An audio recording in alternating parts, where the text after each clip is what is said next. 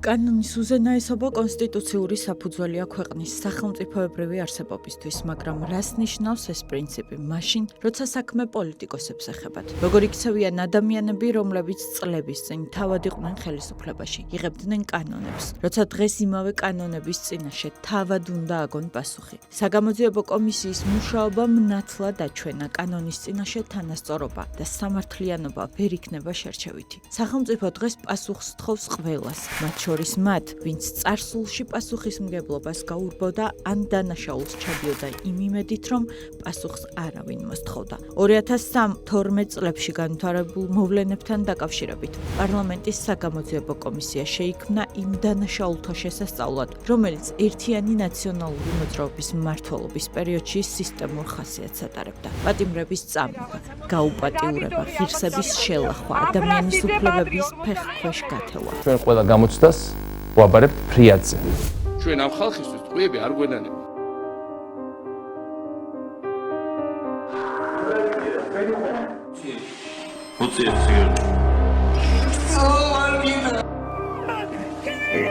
ეს იგი რა მეთოდები დამყარდა? იმავე მეთოდებით, რასაც ისინი აკეთებდნენ.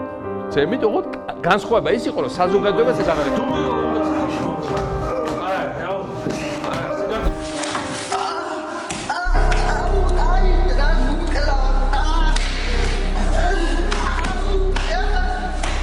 ჩვენ ყველა გამოცდას ვაბარებთ ფრიადზე.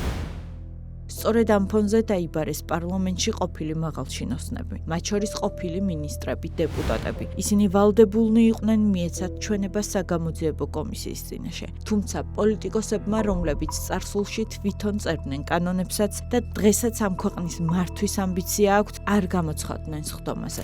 კომისიაზე გამოუცხადებლობის გამო არაერთ პირს კანონის მოთხოვნების და უმორჩილებლობისთვის ბრალი წარედგინათ. სასამართლო მათ აღკვეთის ღონისძიების სახით გირაო შეუფარდა. ცალკეული ოპოზიციონერებისთვის გირაოს შეფარდებას ოპოზიციის შიგნით დაპირისპირება მოჰყვა. ერთმანეთს ამუნათებდნენ და გირაოს გადახდაზე უარის თქმას აიძულებდნენ. ასეთი განწყობა იყო რადიკალებში, სანამ სასამართლომ გირაოს გადაუხდელობის გამო ირაკლი ოქრუაშვილს აღკვეთის ღონისძიება პატიმრობით არ შეუცვალა. როგორც ჩანს, ოპოზიციონერების ნაწილი მიხვდა, რომ სახელმწიფო არ აპირებდა კანონის უპატივცემულობის მოთმენას და ბადრი ჯაფარიძემ, მამუკა ხაზარაძემ, გივი თარგამაძემ და გიორგი ვაშაძემ შეფარდებული გირაო გადაიხადეს. ინსტიტუტების უპატივცემულობა და კანონის დაუმორჩილებლობა თავისუფლებად დაუჯდა ზურაბ გირჩ-ჯაფარიძეს, რომელმაც მისთვის შეფარდებული გირაო არ გადაიხადა და მორიგ ჯერზე სახელმწიფოს გამოწვევას სცადა. თუმცა ამჯერად მისი ეს პროვოკაცია სახელმწიფოს გამოწვევა მისთვის არასახარბიელოდ დასრულდა. ზურაბ გირჩ-ჯაფარიძე უკვე წლებია ქართულ პოლიტიკაში რადიკალიზმით, პროვოკაციებითა და მუდმივი სახელმწიფოს გამოწვევებით ცდილობს თავის დამკვიდრებას. ზურაბ გვერდება უშუალოდ ამ ოთახიდან, სადაც მოეწყობა პირველი საროსკიპო პარტიის ოფისში, როგორც უკვე ვთქვით. გვაქვს სხვადასხვა ტიპის სექს ინსტრუმენტალი, ანუ რაღაცები, რაც გამოიყენება სექსის დროს, მეტი სიამოვნების მიღებისთვის. ჩავიხადო ტრაკი დაბანახო.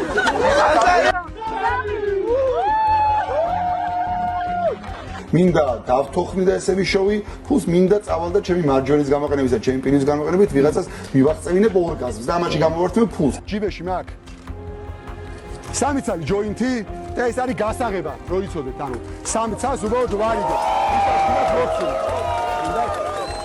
ერთი ჯოინტი, ორი ჯოინტი. გადაწყვეტეთ, რომ პორნო საიტზე გაგეშვათ რეკლამა, შემდეგ ლოზუნგით მეტი სექსი, მეტი თავისუფლება და მე ზომის გაზრდას არ გპირდებით. ის რომ ადამიანებს ციხეში ურტყავდნენ, მე ვიცოდი და ჩემგანში ყველამ იცოდა. საკნებში ვიღაცა თუ დაილაპარაკებდა, შემოდიოდნენ და ვიღაცებს სცემდნენ, მე ის ვიცოდი. იცოდით ეს არ იყო პრობლემა. ხარ ჩვეულებრივი ჩმორი, რომელსაც ტრაკი არ აქვს. გააჩვენეთ ამ მართლა ყლებს, ვინ არის ყლე? გამოდი ტრაკი გაანძრიეთ, დედა მოთხოვნებს. და მოსახლეობის დიდ ნაწილს, რომელიც არის შეუგნებელი, ის დედა ვისაც ეკრება ტრაკი და ვისაც ტრაკი არის. რა სირი უნდა იყო მე ნაბიჯვარი. სული სირობა. ყველამ რო აწიოს ტრაკი, იქ შეიკრიბება 500 ტრაკი. კიდე გააკეთებ, შეიკრიბება 1000 ტრაკი. მე მზადები რევოლუციური სცენარისტი. მივალთ რევოლუციამდე, კი რა თქმა უნდა. მე პირადად ვიზახი რომ ვიცი ზუსტად რომ ვარღვევ 275 მუხს და მე უმქრება 8 წელი ან 12 წელი ციხე და ბოდიში და ფეხებზე მკიდე.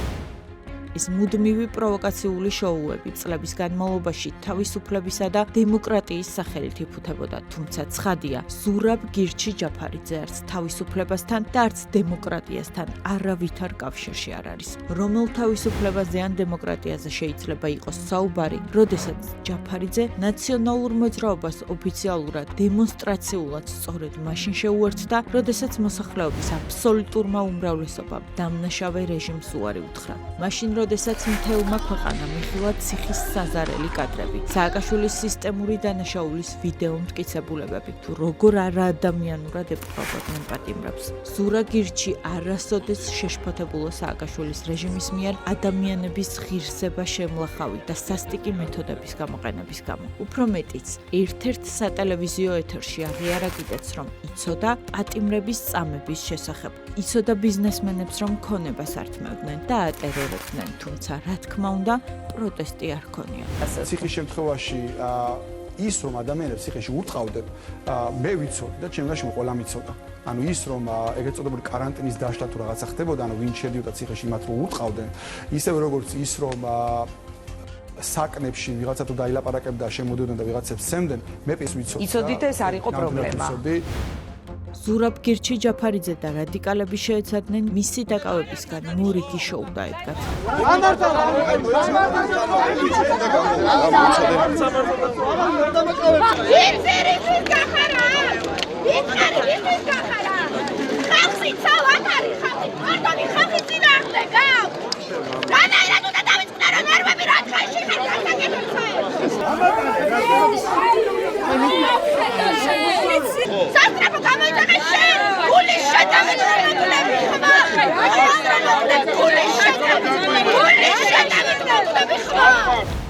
პროცესის პარალელურად ქუჩაში შეკრიბეს დაფინანსებული ეგრეთ წოდებული აქტივისტები. რათა მათსავე ტელევიზიებში შეექმნათ სურათი თითქოს ქვეყანაში უსამართლობა მძვინვარებს. ნოდარ მელაძემ გიგი უგულავას მსგავსად ჯაფარიძის ციხის გზაზე გაცილება მოაწყო სენტიმენტებით და ხელოვნური დრამატურგიით.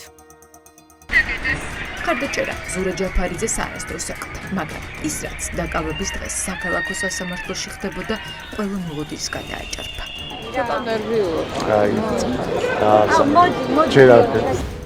ზურაბ გირჩიცა და სხვა დანარჩენი მისნაირი ქვეყნის მავნებელი პოლიტიკოსების ფსევდოგამბედაობა მხოლოდ ერთ რამეს ეფუძნება.